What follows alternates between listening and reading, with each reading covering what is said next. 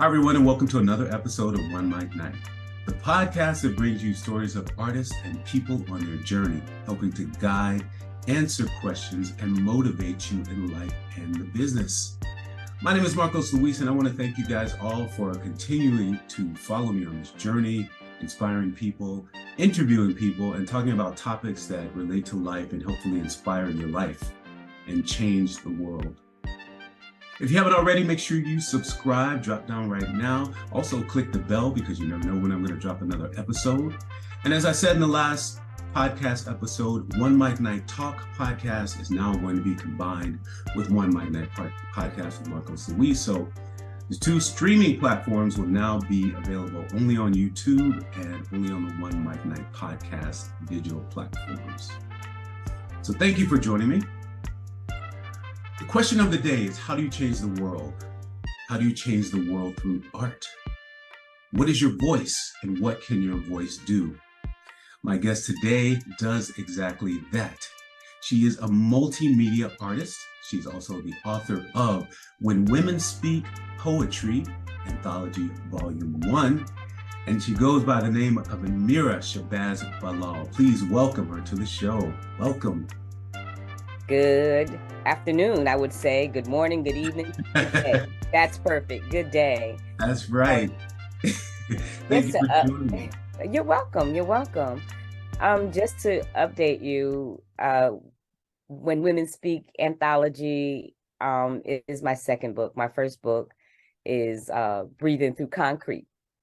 And yeah, that's available too on Amazon, as well as the anthology. That's what we need to know. So make sure you check those out. We're going to talk a little bit about those in just a minute. But first, like I ask everyone, we have to know the question, who is Ameerah Shabazz Bilal? So are you asking me to give you my own biography? Well, Absolutely. I can do that. I can do that. I don't even have to read it to remind myself, yes, I am at this moment in time, because we're always ever evolving into new people. I hope we are not staying stagnant. But at this moment in time, I am a writer, an illustrator, a poet, a photographer, a teacher, a wife, a mother. I am the founder and facilitator of a global international women's poetry group and platform for performing artists.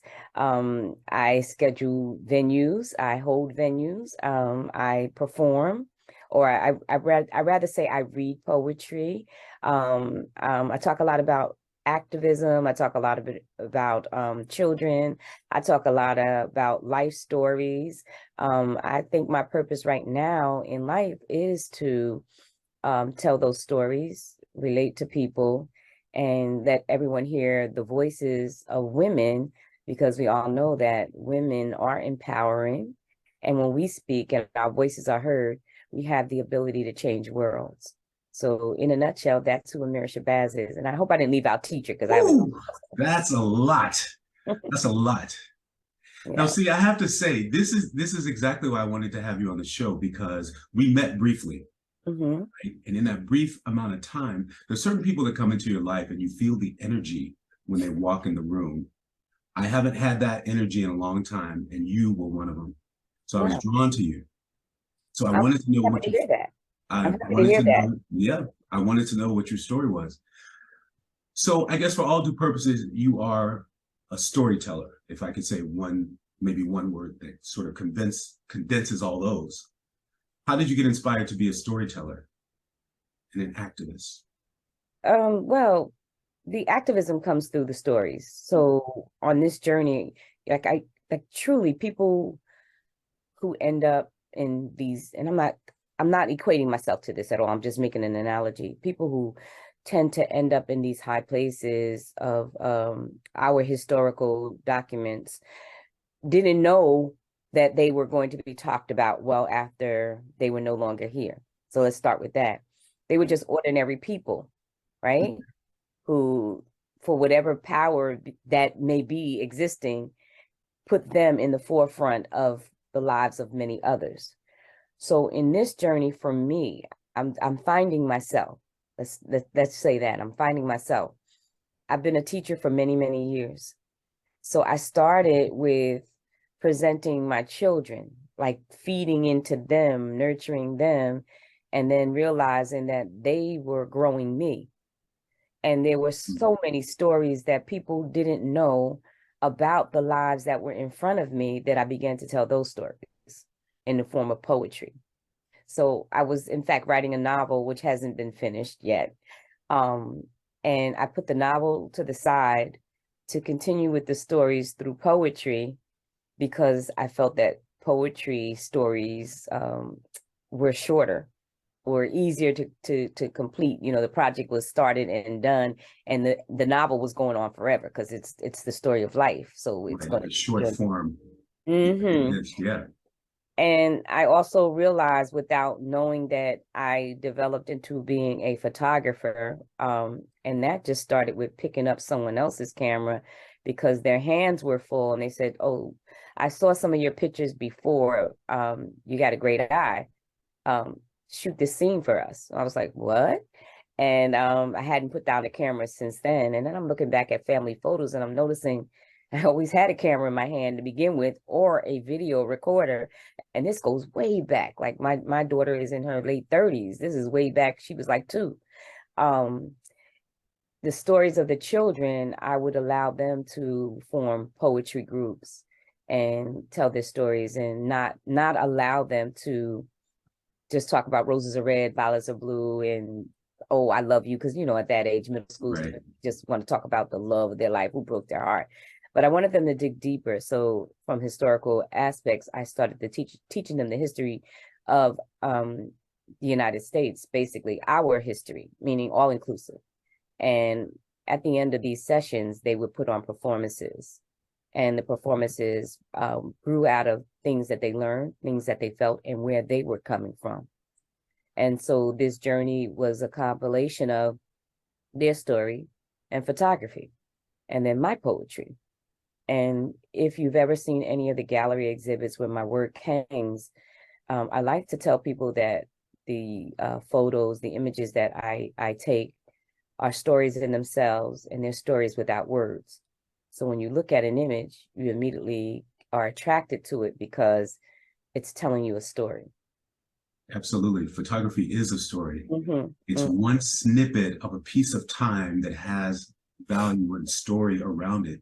And you should be able to look at a photograph and wonder and question what else is going on, or maybe even know already what else is going on. But that little freeze frame moment is captured. Or related to your world even, related to your world even. And then later, having hit the poetry sessions around the city of Newark, I felt a little uncomfortable. Excuse me a second. Really laugh. I felt a little bit uncomfortable because I was always the oldest person in the room. And let's talk about that for a minute. Let's talk about that for a minute. First of all, I'm blown away. You said you have a daughter that's in her late 30s. I would never have guessed that, because you look like a timeless entity to me. Well, thank you. Yeah, but full of knowledge, if that makes any sense. I don't know if that makes any sense, but yeah, I'm still trying to find out what that is. Like, so yeah, I'm still growing, I'm still learning, and I ask a lot of questions, which sometimes makes people think that, oh, she doesn't really know. But it's not that I don't know, it's that the way that I interpret and digest information, I have to bring it into my consciousness a certain way. So I'm still evolving, I'm still growing. Like today, I know who I am today. Tomorrow, I guarantee you I'll be somebody different. Right. As we should. As we should, because as 24 hours pass, we should have attained some more knowledge. So we will be different. Absolutely. Yeah, I like that. Was there a point in your life where you kind of felt like, this is what I'm meant to do? I'm here to tell stories. I'm here to, my purpose is as an artist somehow. Okay, so two times, maybe 3 times stick out significantly. And I'm going to write that memoir. I started some of it. The first, and I don't know what gathered the idea or the consciousness of it, but I had a black and white marble notebook, and I had to be below the sixth grade, because of the school that I was in. Mhm. And I took that notebook home and I would write and write and write. And I told my mother, I said, look, I'm going to be a writer. And this was way back. So I was below the sixth grade. Um, Later on, that same consciousness, in high school, I was the editor for the newspaper, a school newspaper. I loved English class. And I wrote a story I'll never forget. And we were living. Remember now, this is not 2023. I'm significantly older than I appear to be. So I won't even get into me being part of the first graduating class of the new Malcolm X Shabazz. So that gives you an idea. Wow. Yeah. Yeah. um, I wrote a story for my English teacher, and she sent me to the child psychologist, and it was purely fictional. And they wanted to know what was wrong with me, where was I having any problems at home. They read my story and what's going on. I was like, wait a minute, that whole story, I made that whole thing up. The name I got the wine bottle. And they did not believe me. So I'm like, well, that must be something. And it just developed later on in college when I went for communication arts. I wanted to be a journalist, but a covering Muslim at that time had no chance. You had no chance of being on anybody's anything, being a practicing Muslim and a black one. Let's put that, into Yeah. perspective as well. So I had the opportunity to change careers, and then as you can see, 360 back to who I am supposed to be. I love that. The authenticity is still there. You never strayed away from it. I mean, probably somewhere in your mind, you thought maybe I can't do this, but it's still there. Oh, I forgot about it. You I forgot about did, it. because I had children. I Right. had successful careers. I was a computer systems analyst for like 16 years, totally opposite of creative writing or anything like that. And I'm here now. And how does So that feel? How does it feel walking in your truth and already knowing your purpose? But we may not know where we're going with it, but we know that this is our purpose. This is what we're here to do. I'm not sure if I know it. I Mhm. know that people keep telling me, and I know that I require reassurance. I know that I have that imposter syndrome all the time. Mm. Um, but I will say that the judging by the number of people, women, that have come to me and said um, thank you. Uh, as recent as this past weekend with the event that was sponsored for the anthology, I realized that women always needed this, and time is changing. Time is changing us, as it should be. And these women are now evolving into the right to be. Mm. Still a little scared. And now, but they're ready. There's fire there. And I just encourage any woman, number one, first of all, find me on Facebook and follow When Women Speak. Number two, join the organization. Number three, speak. Because when women speak, we change worlds. There you So go. that's the truth. That's the truth. You have a voice. You Yeah. have a voice. Use it, Mm-hmm. right? It does change the world. Yep. I want to dig just a little bit deeper. You touched on this already. How is it for you, one, being a Muslim, two, being Black, and three, being a woman? Like all those things together. What kind of obstacles did you have, or do you feel like that are there that you may be breaking down or helping to break down? Okay, so let's add age to that, because I realize that age is now a part of that, right? Yeah. I'm like, when did that happen? Right. Because Hey, I'm a I, man of a certain age too. I yeah, mean, I don't I'm an feel old that man that looks though. like a young man. Yes, you do. But I don't feel that Yeah. until the youngsters start calling me auntie. And I'm like, I'm not your auntie, but like, where's that coming from? Right. But the feeling, first of all, I'm never changing. I'm going to be Muslim. You're going to know that I'm Muslim. I first the dress alert you, and then the speech and the environments that I present myself in, that will help you. And the words that I speak will also assist you in understanding that I am a Muslim first, and then I'm Black second. Okay, so when people say, "Oh, she's a Black Muslim," this needs to be corrected. I'm a Muslim first, and I'm Black second, because just like in any other world, in the Muslim world, there are categories, and there are things that we made up to separate and divide. So I want to be clear about that. I am. Can you school us a little bit about that? Because the average layperson doesn't even think about it, because we're living in a Christian society. So very few of us even know about what it takes to be a Muslim. We just know, especially here in New York, the events that happen. So there's a prejudice that's, deep rooted in that whole thing. So Well, that prejudice is so like you got to leave America. Let's just put it that way. Yeah, You all. that's number one. That is number one, first and foremost. You got to leave here to understand that this is a messed up place.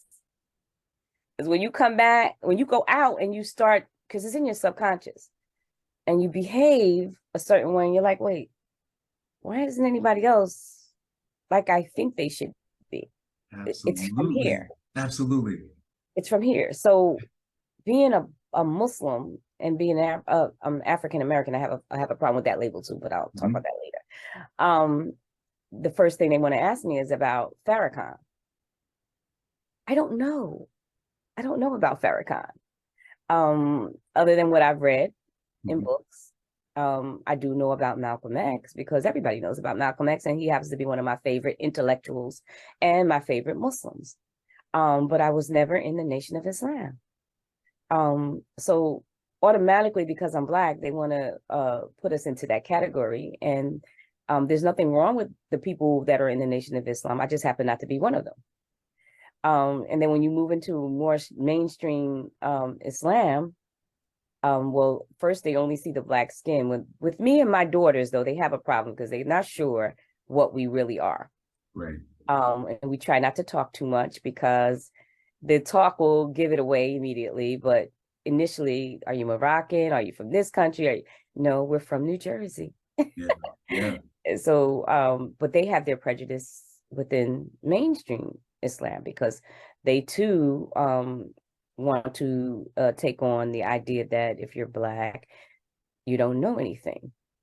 And which may be true for some people, but when we start to read and write in Arabic and open a book that's not written in English and read it, the first question is, how'd you learn how to speak and read Arabic? And then our response is, well, how did you learn English?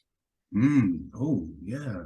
Like, it's so ridiculous. And just in the outside world, when you appear at places, as recently as I don't want to name the university, but I did a talk at a university, and I encountered opposition from a Caribbean sister.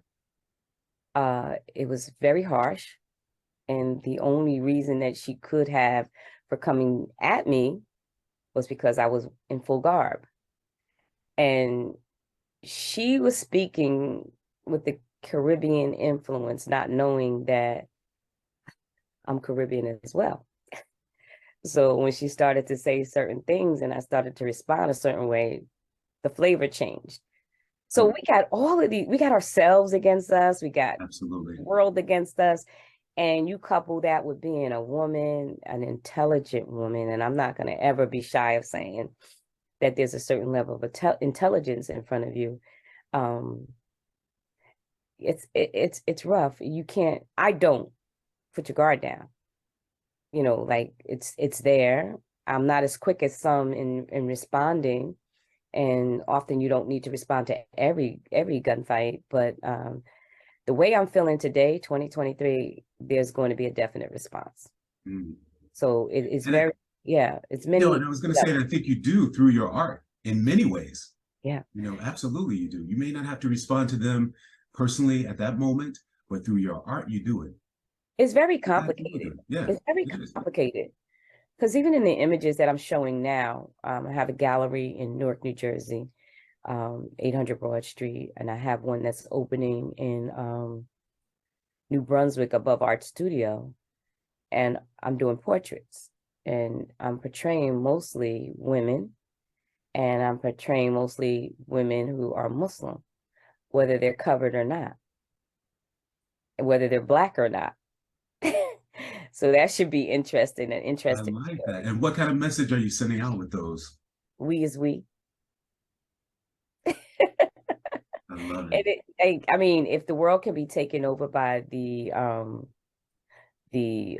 saturation of the gay rights movement and commandeering the rainbow and all this stuff, then it's time for every single voice to speak up and say, we are human first. And Absolutely. whether whoever wants to accept it, you're going to. And Right. we come in peace. Right. And But it's not about, I mean, I think the thing is a lot of times people say, oh, you tolerate certain groups. It's not about tolerating. It's about recognizing that people are different. People yeah, have different points of views, and you accept it. You learn. You may not agree with them, but you're certainly not tolerating it. You accept that people are different and people have voices as well. absolutely. Right. And I just want to answer one other, or just touch on one Yeah. other thing you asked about with the whole terrorism situation. Yeah. Yeah. Just be mindful of who's in control of the news. That's number one. Number two, when they talk of terrorism, they don't show you African Americans. They don't show you Black Americans, because they too have co-signed the idea that we aren't real Muslims. Mm. So just notice, I don't know what they're doing in the Secret Service and how they're observing us or infiltrating us, but when they want to throw the hate on the Muslim religion, they are not stereotypically picking us. Right? Right. Well, I think, part of it too is I don't think the average American even knows that they're different types or categories or whatever. I'm not sure what you call it, but how to separate the two. I would say Three, that four, five. while there is a separation, there isn't a separation, because as long as they're saying La ilaha illallah, there's only one God, then we're down with them, to a certain extent. But we are a peaceful people, and what people don't understand is we're peaceful until we're not peaceful. Mm. So, I mean, people have the right to defend themselves. They don't have the right to transgress. They don't have the right to be the initiator, but we definitely have the right to defend ourselves, and we don't mind doing that. Right. So that's taking this into a whole nother vein. That's a whole nother area, which is complicated and necessary to understand too. That's Yeah. you said it exactly. You Yeah. have the right to defend yourself, as we Yeah. all do as people. It Yeah. doesn't matter what category or what religion or what color or what Exactly. you are. So the defense for me are words. So we get into that. The defense for me are words. So the weapon of the poet are his or her words. So you're fighting this battle with a tongue, and you're educating the youth with the tongue. Yes. Because they're not reading books anymore. And one of the things that I've noticed is we are a people that love to be entertained. So if you can put that all together in an entertaining manner, you are educating the masses in a 3-minute poem. Yes. Yes. Now, I can't say that I am one of those type poets, because I'm rather long-winded and I'm more of a reader than a slam artist.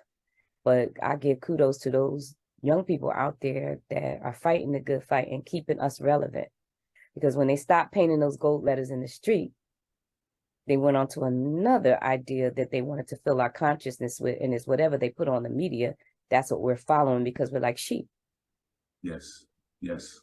So it's it's a very difficult job that you have to keep yourself well-rounded and explore outside of yourself, outside of your communities, Absolutely. outside of these United States, to really get a feel as to what is really happening here.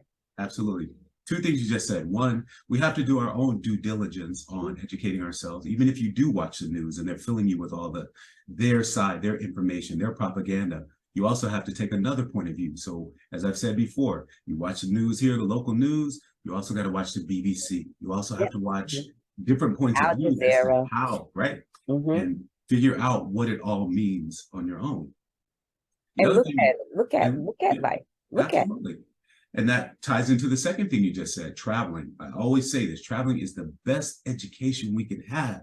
Once you step outside of this United States and you go somewhere else, you're not only humbled, but you get a different perspective on life and living and what life means and what life is all about. Because a lot of us, I'm sorry, I cut you off all the time. No, that's I apologize. not at all. Because a lot of us are walking around with that woke thing.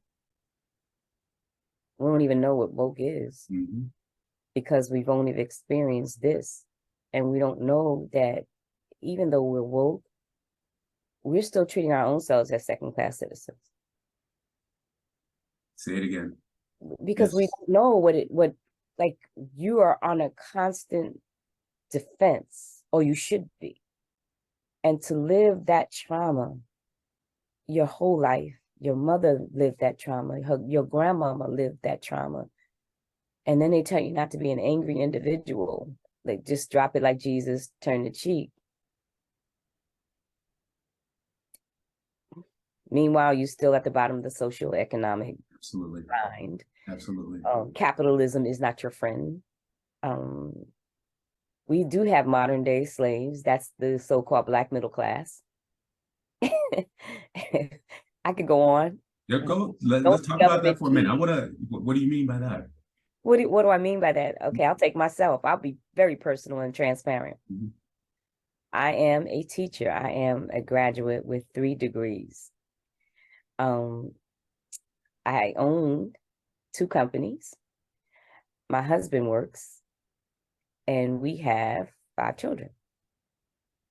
So that's a total of 7, right? Yeah, right. They went to university. Where's our financial aid? So I come from a family of educated people. When my people stepped foot in these United States, my grandma was domestic. But from that domestic, she grew engineers, she grew teachers, she grew lawyers, et cetera, professional people, and people who own businesses. I'm working, and my kids' tuition.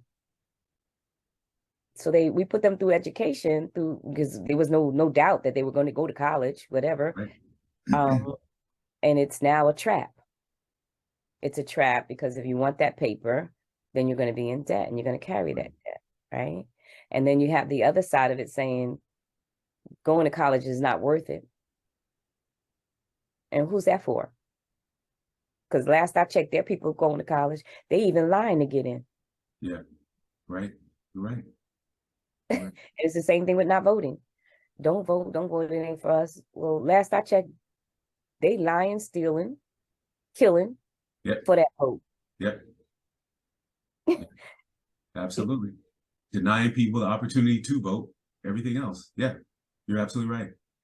And I have to agree with you. The thing that is happening though is that I feel like we're at a good point now because we are learning different ways to do things, and maybe we become entrepreneurs and we're successful. We're learning that. My mother was in education. My grandmother was domestic also. She was a nanny to a Jewish family. Yep.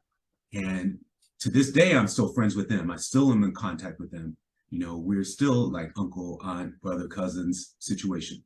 However, from that, my mother went into education administration. I went to university, started out pre-med, decided I wanted to go into theater. So I have the education too. So where am I now? So now I'm working, doing stocks, doing bonds, doing all these other things where I'm trying to generate wealth and teaching my little brother. My little brother is teaching me the same thing. So we exchange the information where we can help ourselves create some kind of generational wealth. Well, I hope you teach me because that's where I'm definitely seriously lacking Right. And I want to just add that to your life story. We have to understand that we can do those things and we can do those things successfully. Let me give you a real case situation. When the quarantine hit, anyone that did not use that time to reinvent themselves, rethink their way out, build that business, you Yes. found, if you were in the right vein, you found that you could do it.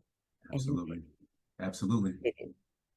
Yeah. And some of those people kept doing it, because Right. I know they got a shortage of teachers now. They got a shortage of those low paying aid jobs, Hmm. because those people said, we're not coming back to Right. we're not coming back to work for that. Right. We doing something else for ourselves. We got our nail salons business. We got our own cleaning companies business.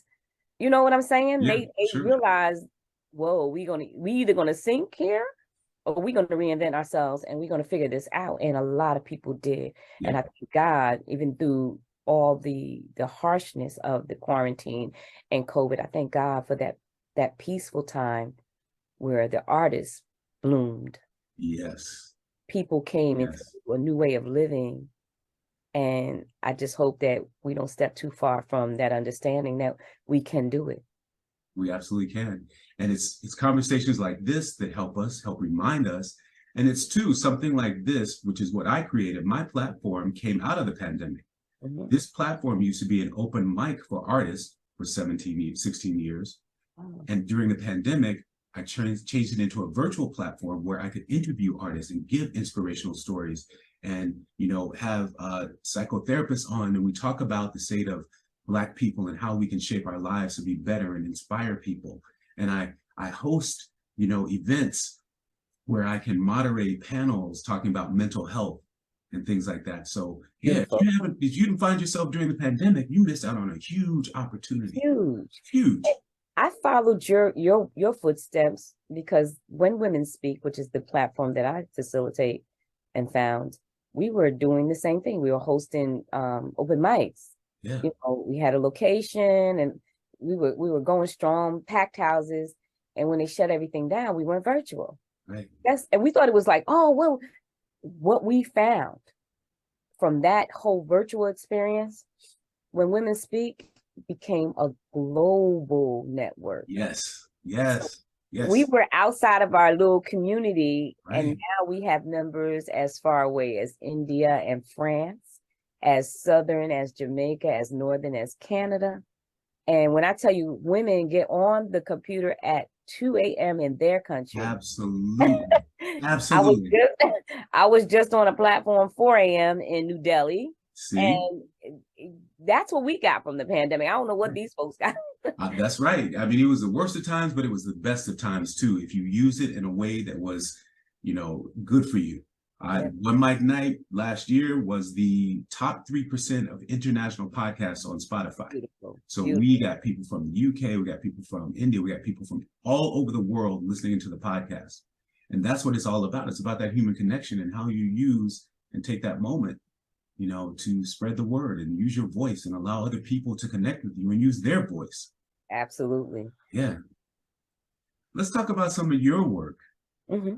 Um, so you said a couple of days ago, I think you received an honor of sort, or you Oh, did a yes. I can't even say the last name of this particular award is the Maria Mazzotti Literary Award, Mhm. for being a, a connector, advocate. I'm caught here, but for literacy and poetry for women. I also was celebrated as women from a group out of Connecticut, women who pour into women. So that award is, given to people who they find across this country that actually support women ideas and issues. And in this case, in the area of photography and poetry. Uh, the um, the exhibit for that is up at the Wesleyan College in Connecticut, and it's a beautiful exhibit. So those are the two most recent awards given. in terms of my work with women and women poets. There's also the Every Kind of Lady award given for the same type of thing, advocate for women and making sure that women voices and poetry gets heard. This is definitely a place where I found my niche. You know, like I'm a nurturer. That's that teacher in me. I love poetry. I love writing. I love stories. I love people, humanity. And we had a book signing on Saturday at the Source of Knowledge bookstore in Newark, New Jersey, which is, by the way, plug. Yes, yeah, please plug. The oldest and the only bookstore in Newark, New Jersey. There's no Barnes and Nobles. There's the Source of Knowledge, and they're African-American owned, and they have been there forever. Beautiful location, 867 Broad Street. And in that venue on Saturday, we brought together 25 women, and they performed and they bought books, and we talked literary arts, writing skills. We gathered and we nurtured one another. We supported one another. And it was just fabulous. We had women joining the group right there on the spot. That's how fabulous that particular venue was. But yes, the award was definitely heartfelt, that you don't get into this thinking that I want to be famous or I need an award to motivate me. And so it's almost like you're not looking and somebody hands you a giant present. And it was very touching. It was very touching. And Congratulations. yes, I wish I had the paper in front of me so I can give the correct name. But I know it's Women Who Pour. And the other one was the Maria Mazzotti Literary Award. So. Well, don't worry, you'll send it to me and we'll put it in the notes of the podcast so people can check it out. Thank you. Celebrate you. Yeah, that's amazing. Yeah. What kind of advice would you give to any kind of artist or poet starting out on their journey? Well, I know for me, it was the fear of failure. It was the fear of not being good enough. It was the fear of, and still is, people not understanding my story. But it's almost guaranteed that your story is also someone else's story.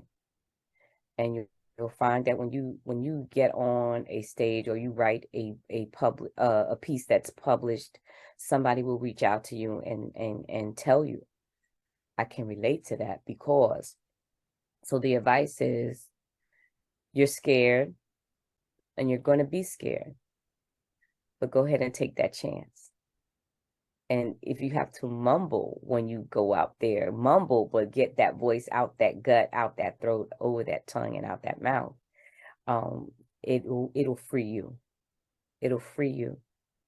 It'll help you to find who you were really meant to be. So you need to speak. So that's the advice. That's right. And when you are authentic with your words and your life and your story, you don't have to put up any charades, and it will resonate with someone. And those are the people that you want to gravitate towards you. Yep. And it will elevate you. Absolutely. Absolutely. Last thing, any current works? You mentioned some works that we could see. Any other thing you have coming up? You have volume 2 coming up, you said, and the memoir you have coming up.